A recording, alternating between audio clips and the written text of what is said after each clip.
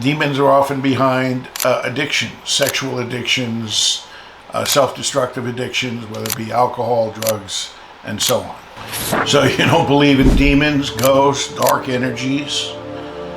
I'm just going to tell you, you're completely naive. And so was I.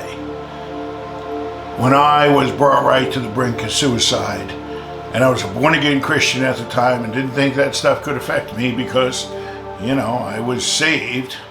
I had to learn. I had to learn a lot. This real estate agent from Seattle comes to me. She was referred by another healer who couldn't help her. Her name was Carrie.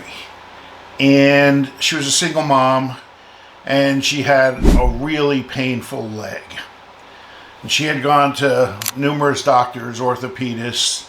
They did their MRIs, their CAT scans, and all the things they do. They couldn't find anything.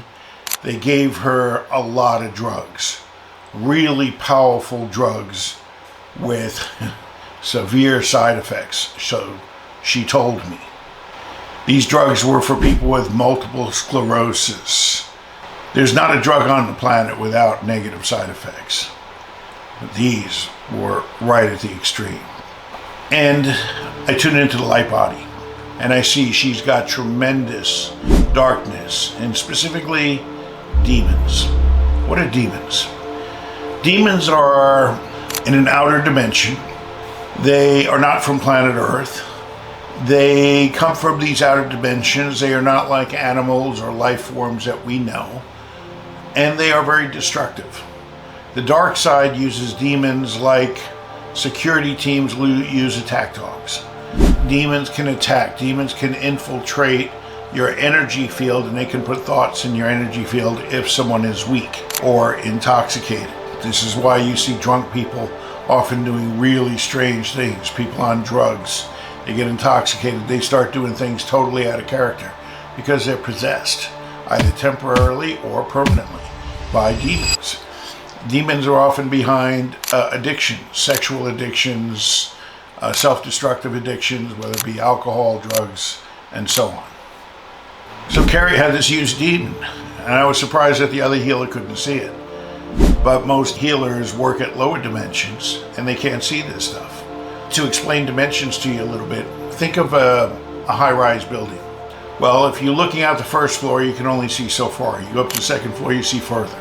Go up to the fifth floor, you see much further, and so on and so on. So think of those floors like dimensions. So I work at higher dimensions. I could see this demon, and I had the power to remove it. And that power is crucial. Now, I'm an electronics engineer. Anytime someone says they're an energy healer or works with energy, the first question I ask is how much energy? And that quantification of energy is called power. I removed this demon, and we restored her life force. We restored her light body, which is love, life, and light. Not just light. Watch out when people say, oh, follow the light. They're clueless. Lucifer means bringer of the light. Lucifer is the devil. So light alone is not the answer. It's got to be love, which means there's no deception or taking advantage. And there's got to be life force, which is what reinvigorates, as well as light, which is higher knowledge. She tells her friends. Another lady comes to me. Joey was her name. She's got ghosts in her house. And this is a heavy case. I'm chatting with her, and the chat keeps getting interrupted. The internet keeps breaking down. This is what they do sometimes, and they have the power to do this. So I said, use the phone. I said, you got to stay determined with this, because they're trying to stop you. They're trying to stop you from connecting with me. And I told her, I said, that's a really good sign. That tells you you're in the right place. Because if I was one of these incompetent healers, which I got to tell you, more than 90% are, they may not be incompetent, but they're extremely weak, which yields incompetence. And they may be really nice people with no power. That's like a really nice soldier with no gun. This took hours. I was at the beginning of my career. Now it would take 15 minutes. And we removed it. She literally had a portal, which means an entryway for ghosts to come through her house. Finally cleared it. She walked through the house. everything felt fine. Demons, ghosts, of course they're real. You see them on horror movies and you think it's just special effects. No, that's what I did. Here, if you look at this picture, this is me playing with my nieces. One Christmas at my sister's place, and the father, her husband, was taking a picture. And look at the TV. TV is off. The TVs can reveal these pictures that otherwise you can't see. My sister and her husband got divorced not too long after this. There's a lot of disharmony in the house. This is what these things can do. And some people think, oh, I'll clear it with sage. Sage is a very light, weak method. Now, if you're a Native American chief who has a lot of power, well, he's using sage, but the power comes from him, not from the sage.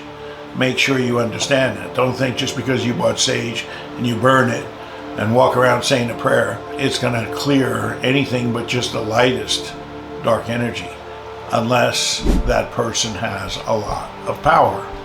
Now, when it comes to spiritual power, as opposed to weightlifting and physical power, let's go to the gym, see how much you can lift, okay? Clear. With spiritual power, it's not so easy. There's psychic measurements, and yet there are very different grades of power. This is why when you select a healer, you want someone who is powerful, and you see the accomplishments, you see the verified stories behind what they do, so you know who has power. Very important. Most people think, oh, they talk nicely, so they must be good. Yeah, well, a soldier who talks nicely with no guns, no bullets isn't going to win any wars, let me tell you that. A boxer with no gloves who gets easily hurt, no muscles, is not going to win any matches. And by the way, there are two archetypes for healers. One is a priest, they're the ones who talk softly, turn the other cheek, and the other is a warrior. Warriors don't turn the other cheek. And I'm a warrior. So that's why I use analogies of soldiers and boxers. And when it comes to demons and dark energy, it is spiritual war. It is spiritual warfare. There's a battle going on between love, life, and light and this darkness. So in Carrie's case, in Joey's case, we had to remove the darkness. Same with this family in Australia. Their house was flooded with ghosts, scared the living daylights out of the young girl. They were in Mummy and Daddy's bedroom. When I went in there was like ghosts turning up everywhere. Their parents messaged me. My youngest daughter, Imogen, had seen a massive series of ghosts and images in the house. Doesn't matter that they're in Australia. It makes no difference. Because we're operating at a dimension above space and time. When I used my energy to clear the light body of that house, and everything has a light body, everything has a spirit, everything, there's no exception to that. This is really important. Now, most cases are not that extreme, they're subtle. I had a realtor, actually a house flipper, someone who buys houses cheap, fixes them up, and sells them for profit. Well, she noticed that when she would buy houses, some of them had really bad energy. Some of them were crack houses, or people in there practiced demonic rituals and things like this. And those houses don't sell, even if they have nice furniture and, flooring and ceilings and whatever. She had to clean the energy of the house. Her name was Rebecca, and she was from upstate New York. She learned from me how to do this, and her housing sales, her ability to sell the houses when she fixed them up, greatly improved. The ad gave me on the Facebook Messenger, and I sold it last night, full price offer, no contingencies. She shares how one house had good energy, which was parked right next to a trailer park that had bad energy. Well, we did a clearing on one of the houses that I had bought that kind of had a low energy to it, because it seemed like all my workers were kind of bickering back and forth. And so we did the energy clearing on that house, and everything seems to be okay now.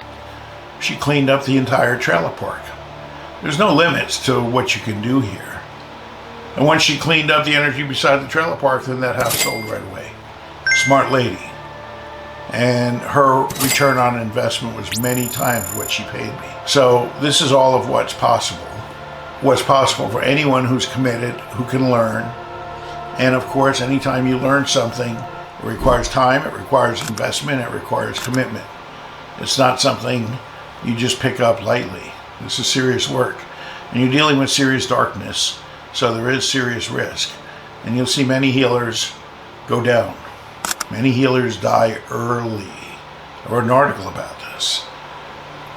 In fact, I'll leave the link for you in the comments section. Why most healers die early. And I also wrote an article about how to become a powerful healer. I'll leave that link for you as well. I hope you understand that this invisible realm has a lot of things that just because you can't see doesn't mean they don't exist. And battling them requires power, it requires commitment, it requires focus, and it requires absolute courage. Some people have that, and some don't. All right, I have another video. If you click here, you see what happened to this Montana artist who had a really bad father experience, and now she inherited his land. Take a look.